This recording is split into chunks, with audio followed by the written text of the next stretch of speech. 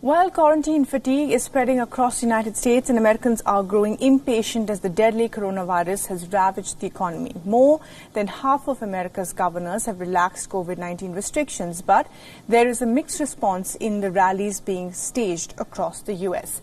The protests have drawn out a wide variety of people pressing to lift stay-at-home orders. The American states are either holding fast to stay-at-home orders or beginning to phase out the restrictions, with several orders already expiring.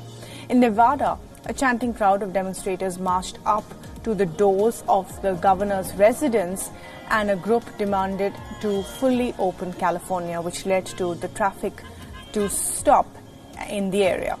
The protests are being fueled by economic woes and internet subcultures. The lockdown protesters flocked to the California beach and thousands to protest against the closure of beaches as well.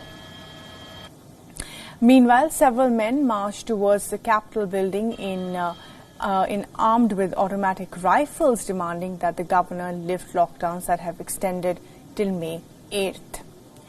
And in Ohio, armed protesters marched towards the State House in Columbus. The same day, the state's lockdown was extended until the end of May. On the other hand, meat plant workers criticized President Donald Trump's decision to invoke the Defense Production Act to mandate the meat plants to continue functioning, and that too without requiring additional safety measures. Now, the anti-lockdown protests are about more than just quarantines. This despite a statewide stay-at-home order intended to curb the spread of the virus. Hundreds are succumbing to the virus each day in the U.S., while the U.S. infections continue to surge with more than 265,000 fatalities.